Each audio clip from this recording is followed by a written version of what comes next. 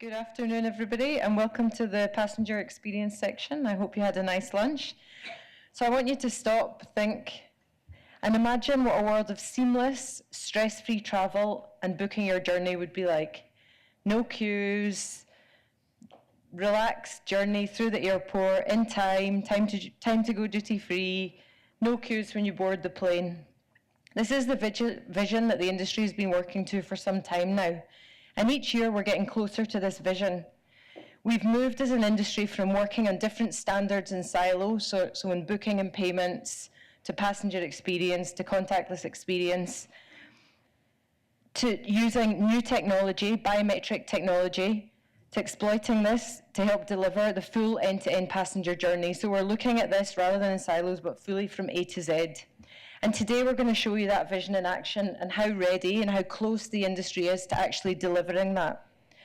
So in a recent proof of concept in partnership with Cathay Pacific, our member airline, Hong Kong International Airport, Narita Airport in Tokyo, and a number of technology providers who you'll see on the screen, 2 passengers used digital wallets with their e-passport copies, their company digital IDs, digital frequent flyer credentials, to book flights, apply for visas, check in, and manage airport processes for the round trip between Hong Kong and Tokyo.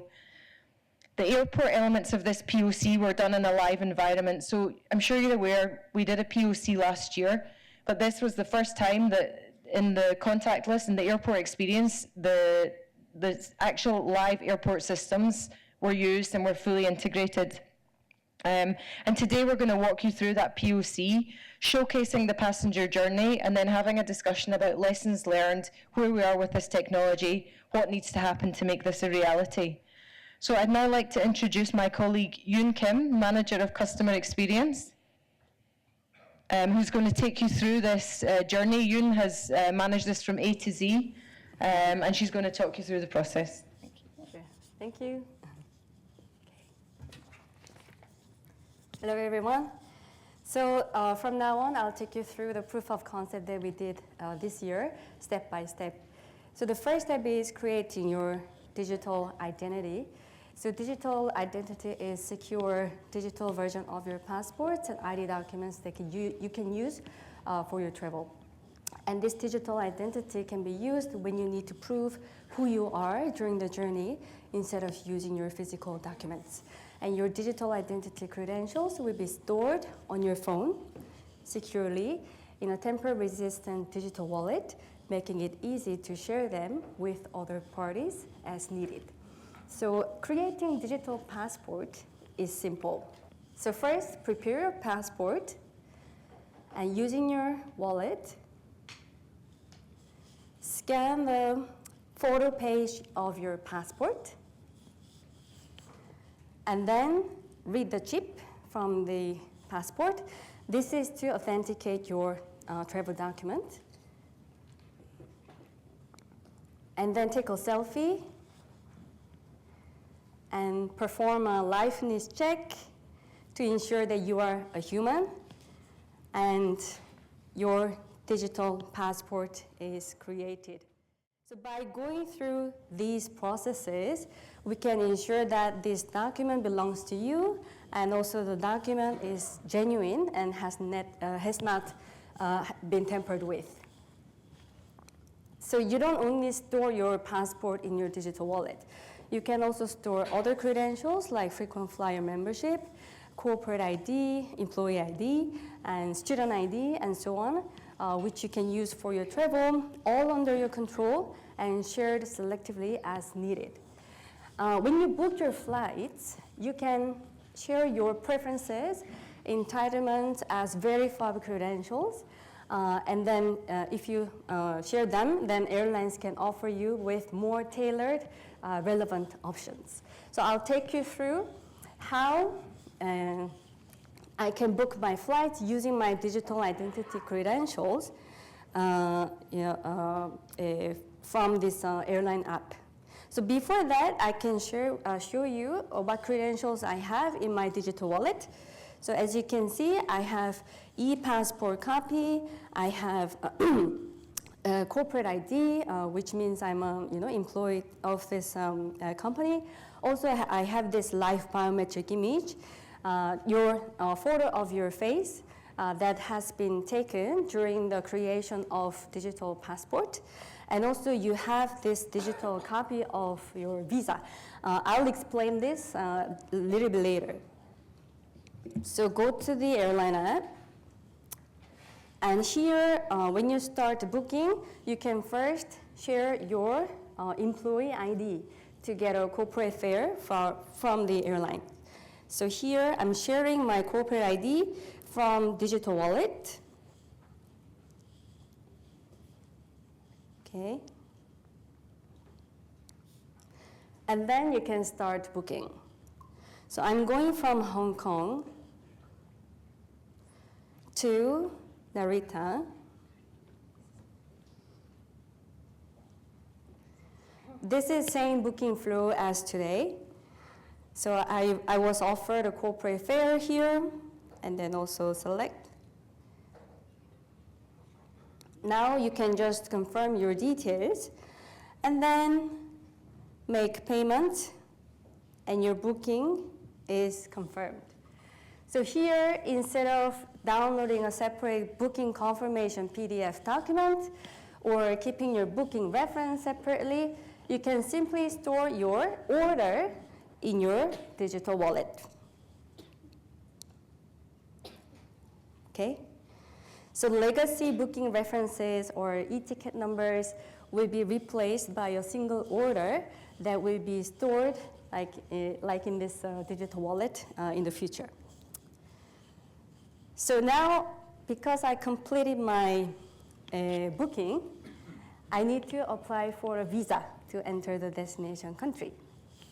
In the visa application, usually you have to share your information. And instead of entering manually my passport information or flight information, I can simply share those credentials from digital wallet. Then my information is populated. And then once the visa is received, like this, you can also create a digital copy of it and then store it in your wallet. So this is the visa copy that I just showed from my wallet just before. So this way you can also store your digital copy of your visa, and now it's good to go. So I'll take you through check-in process and also how to prepare contactless experience and also how you can become ready to fly. All right.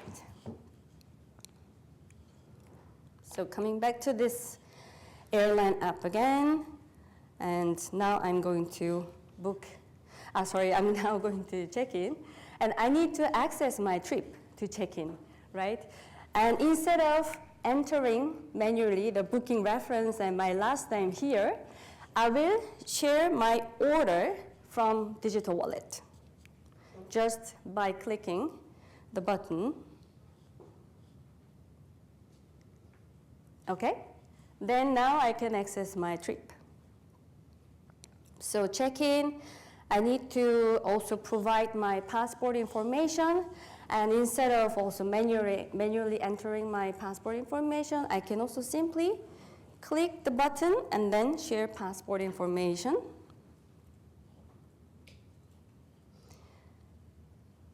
Like this, and then continue. And now, the airline tells me that I need to prove that I have a visa. Visa is needed. So I'm gonna share my digital copy of visa from my digital wallet. Okay. And then check-in is complete.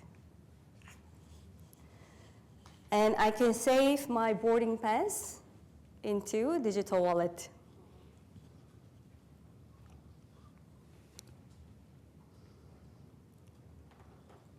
All right. Now, my airline tells me that I can get a contactless experience at the airport. So I want to learn more about it. So here it says I can share my information with Hong Kong International Airport for contactless experience, and which information will be needed and how my information will be used. So I read this, and then I'm giving my consent and sharing my information with Hong Kong Airport directly from the wallet.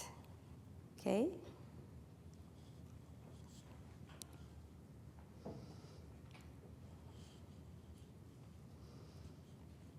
Okay, so all done, and I am ready to fly, ready to travel. So now I'm going to go to the airport. Okay. And because I shared my credentials already, so I can board the flight with my biometrics only without having to show my documents. So here you go. All right. So this biometric equipment was provided by NEC, our POC partner, one of the partners, to support this Global Media Day. Thank you.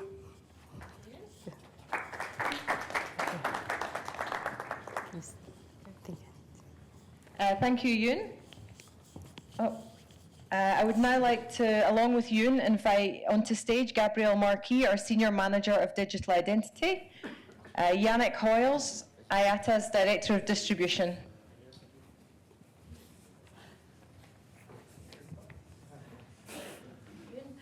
Should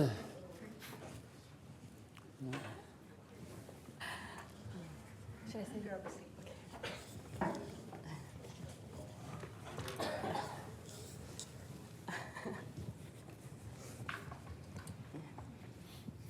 Youn, thank you, very seamless. I liked your blue suitcase as well.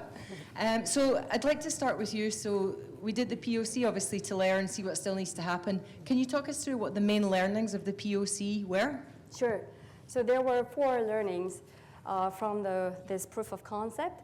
So the first one is that we confirmed the importance of the industry standards for achieving interoperability. So as Catherine mentioned, there were multiple issuers, multiple wallet providers, verifiers involved, and therefore interoperability is key for success. And we proved that our industry standards are ready to achieve that interoperability, and therefore we will continue to enhance and complete our standards going forward. And the second learning is that we confirmed improved customer experience. As you saw in the demo, all you need to do was just clicking a button and sharing your information without having to prepare any documents separately and inputting any information manually. So we confirm that this will indeed will provide improved customer experience. And the third learning is that we confirm the compatibility with the existing biometric systems at the airport. So it's important to remember that there are many airports who have biometric processes in place today. And they are not necessarily interoperable with each other, meaning if you are enrolled in one place, you may not be able to go through the same biometric processes at the other airport. Therefore, using these digital identity credentials, we hope that the customer can only use single digital identity and share them with these different airports and then go through the same process. And the fourth learning is that we discovered potential challenges and opportunities. And of course, the main learning from here is that it's so important to engage governments from the early stage to gain their support on using these digital identity credentials. Thanks, Youn. Yanik, question for you now. So I didn't see any PNR or booking reference on the screen. Can you explain, then we're moving to one orders. Can you explain what that's about, please? Yeah, I think the simple way of describing what the order is, it's about simplicity. Simplicity for the customer. So on the screen here, you can see an example. In today's world, and I'm sure it's happened to you because you all fly. You've all flown maybe here, or you fly for your holidays with your family. If you look at just 2 people doing a one-way flight, they're booked through a travel agent, say here's to New York, could be to anywhere in the world, any destination, and they've also booked a seat. In terms of references, they're going to have 2 PNRs, reservation numbers, you call them, 5 digits, one for the airline, one for the travel agent.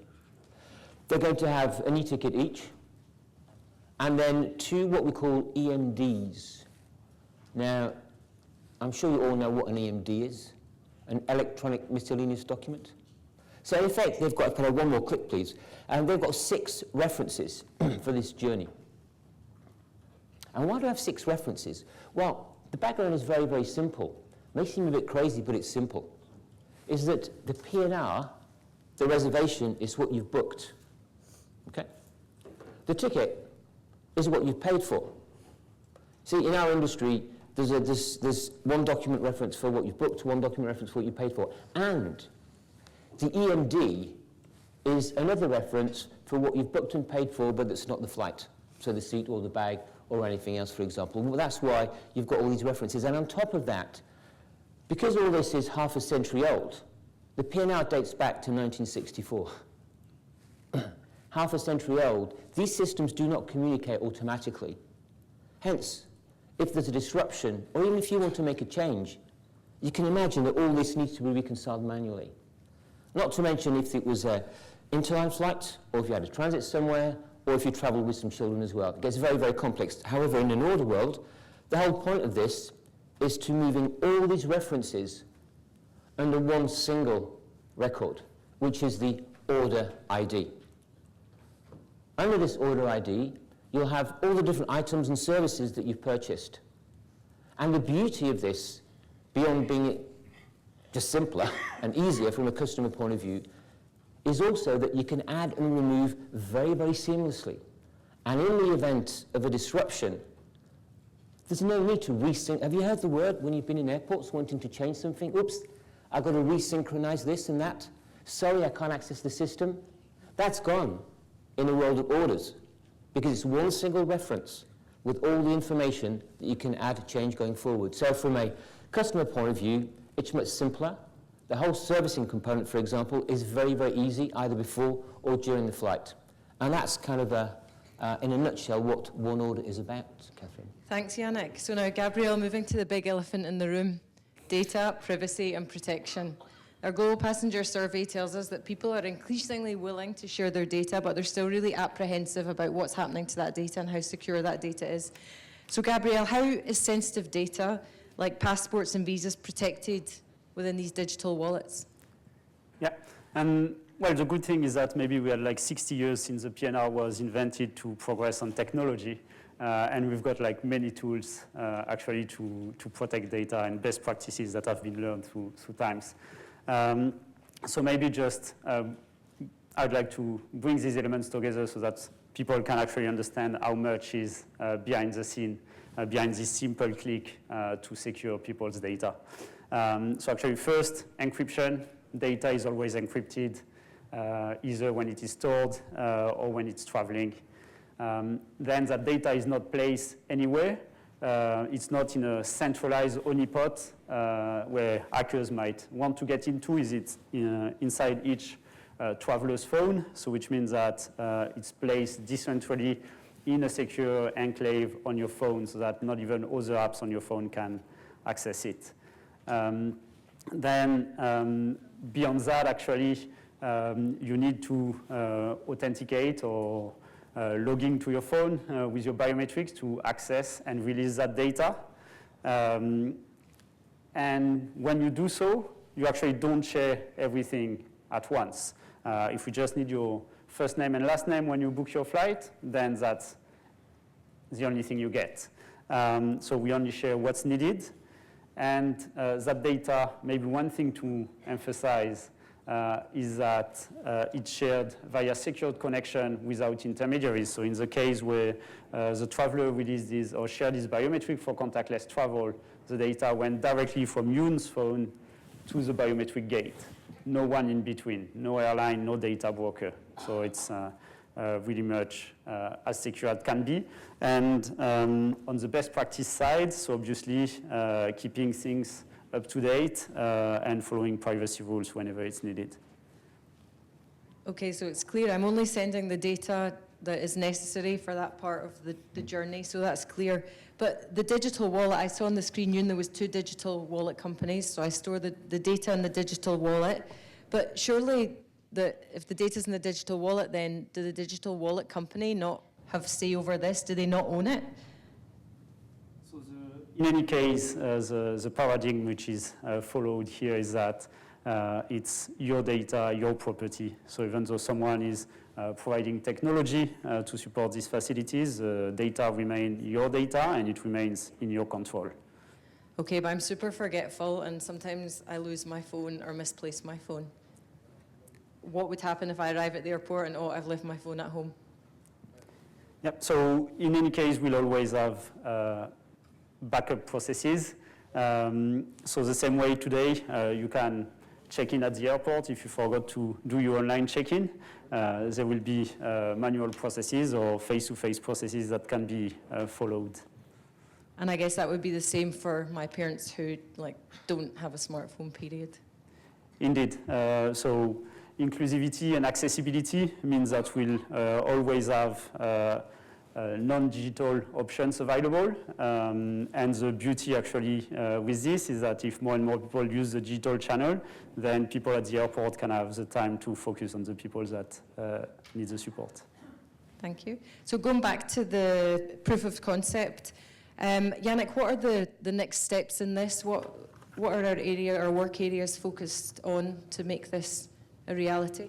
I'd say the work we're doing on the order is part of what we call the Modern Airline Retailing Initiative that I think I spoke to you about last year. So it's under this overall banner. So there's lots of work going on in the area of distribution, enabling airlines to make better offers to their customers for them to be more transparent. But there's also work going on in the area of payment, because if I recall, one of the scores in our global passenger survey this year suggested that in this room, there are about 100 of you. If you'd have tried to each book a seat or a bag or something like that, 20 of you would not have been able to make the payment. And customers find that very, very frustrating. It's bad for the airline because it's a missed opportunity, but for the customer, it's very, very frustrating. So these are kind of the things that we look at under the banner of the Modern Airline Retailing Initiative, because it's all about airlines trying to get those capabilities that are typical of online retailers so they can be more agile and more customer-centric. And how close are we to airlines actually moving to using one order? Have you got a time scale? Yes. Excellent. Now, record this so that we can hold them to it. No, there's been a lot of work done this year by the consortium of airlines in this journey to retailing. They kind of, it's a group of 16 airline groups who've been doing this has existed for 2 years now. And they're working to help accelerate the journey to 100% offers and orders, which is this really true customer centricity. And there's been a lot of consultation between these airlines and technology providers in particular, as well as other stakeholders. But what we're seeing emerge now is that by 2026, sorry, this is my cold coming out. I'm really, really sorry about the voice as well. But by 2026, we'll have the first airlines using orders as the main reference in their whole IT systems. There might even be 1 or 2 before that. So it's definitely on the radar, and next 2 years, definitely we'll start to seeing that coming out. Great, and Youn, on the passenger experience side and the contactless experience, the airport experience, what's going on there? So I guess the standards are, I would say, like 2/3 are ready from the 180 standards viewpoint. And as the POC proved, industry can still start small with the existing, currently available standards using digital identity in their processes. So we would encourage more the industry stakeholders to start with small scale of trials. And also the second thing is we want to engage more governments. So government support is crucial, as the POC proved. And especially if we are looking at mass adoption of digital identity, the government's role is quite crucial, because the government-issued digital identity credentials are most trusted ones, and therefore it would be good if airlines can leverage them. in their processes. So we hope that governments start looking at this space more and more and supporting the industry's lead in this digital identity space. Thanks, Youn. And Gabriel, Youn mentioned obviously that government support is really critical. So they set the standards for digital identity. Where are we with that? Or their support for digital identity is crucial? Where are we? So actually, standards for digital passports are developed by governments under the ICAO umbrella. So the first phases of that work have progressed, but there is still some work to do to be able to replace the passport, the booklet, as we have today, and to be able to fully digitalize that and have that in a digital wallet of the sort you've seen before. So, well, we actually invite all governments that are keen to move that topic forward to go and contribute under the ICAO umbrella to finalize these standards so that we can actually move more processes off airports. So Gabriel, if you were to put a timeline on that? So I would say on the standard development, there's still some work, but we see a lot of work happening, notably in Europe with the European Digital Identity Wallet initiative, and we can see that work fast-tracking the development of, or supporting the fast-tracking of the development of these standards, and having some live implementation within 2 years, actually, by end of 2026, beginning of 2027. And Youn, you have to commit to a date as well. I think so.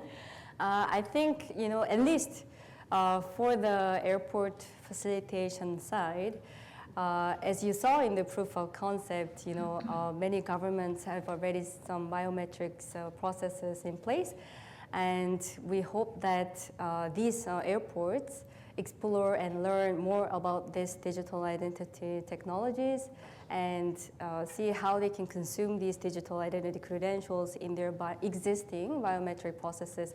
Actually, in fact, there is already live implementation case in India using DigiYatra under the DigiYatra initiative.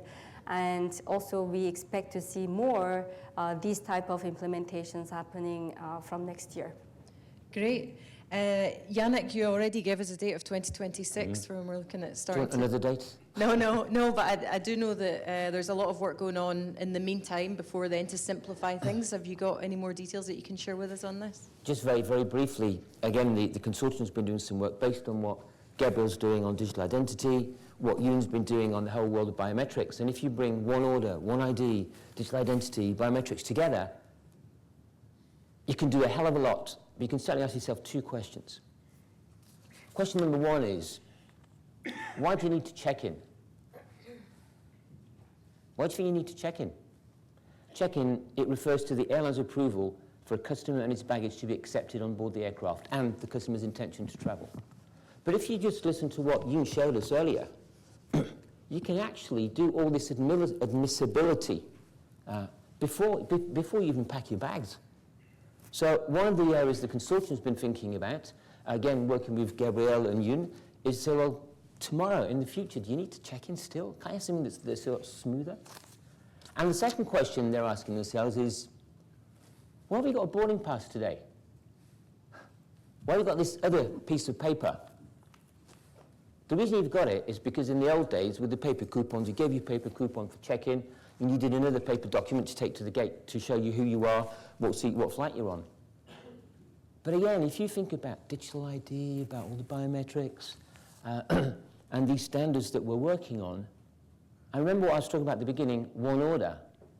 The idea is to say, well, wait a minute, what if I could have one single order all the way through the process that's got all this information attached to it that carries it, that will have my admissibility, that will demonstrate that I'm ready to fly, and that I can use to take all the way to the gate to board.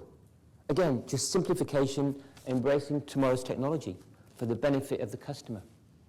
So there you go. So this is on the radar. I won't give you a date. This is quite a few years away, but it's definitely the kind of thinking that's going on in terms of really to simplify and make it as seamless as possible. Great, thanks Yanik, Youn and Gabriel. Now I'd like to open the floor to any questions. Yes, hello, Tijn Kramer, Business Traveler. I've heard about biometrics and the seamless experience quite a bit for quite a long time, but how realistic is it really? Because we've got government shutting down borders. In a sense, you know, something like between Hong Kong and Narita, two high-end economies, two high-end airports. In a sense, it's also as strong as its weakest link, because if you fly with airlines that do not have the money or means to digitalize, or to airports in other parts of the world where it's not that well funded, how realistic is the future vision? Thank you for the question. And first of all, in terms of the biometric implementation today across the globe, IATA is currently monitoring and tracking those implementations globally. And I do not remember the exact number, but it's more than 200 locations. Either they have trialed biometrics or implemented biometrics in their locations. And while leading this industry standard developing working group, the consensus among them is that biometric is the future. So there is quite agreed sentiment that biometric is clearly giving benefits if it is implemented well and properly. And industry stakeholders are willing to implement biometrics going forward, and it's just a matter of when. But if I have to fly between two major hubs and then I have to fly onwards on a different airline to a much smaller airport where this is not possible, then only my biometric joyful segment would work on the first hub, but I would still need the papers and all the old stuff for the second part.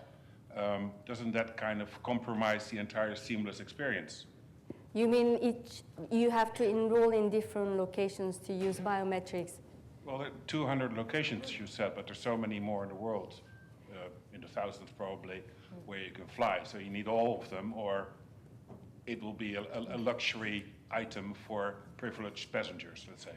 Yes, it is true that all these implementations so far took place without any harmonization. So sometimes it gives more confusion to the customers. And if the customer is not a frequent flyer, and as you said, they are facing difficulties of using these technologies. And sometimes they are not so informed well of why their biometric is used and where and by whom. So without this proper notification or announcement, the customer also tends not to use it for privacy reasons, right? So we know these issues, and this is exactly what we are trying to tackle from our standards. So although industry standards are a little bit delayed, it should have been available yesterday. So we are trying to accelerate that process of developing that standard, particularly on this biometric topic, which is work in progress, and we hope to finalize that early next year. So hopefully we can, drive more harmonization going forward. And I think I get your point. I think it's not going to happen overnight, like a flick of a switch, and everybody's going to be able to use contactless and biometrics. But slowly, I think you'll start to see it building up, and the major hubs will, and then it'll filter out. So that's the end. That's the end vision, and that's what we're working towards. So yes, I agree with you, but it's not going to happen overnight. It'll be a gradual process. And I think the other thing to remember is obviously passenger numbers are growing. We don't want to keep building bigger and bigger airports, so we need to start identifying efficiencies. So this is one of the ways that, the efficiency will help us use space more efficiently as well, without the need to build bigger and bigger as well.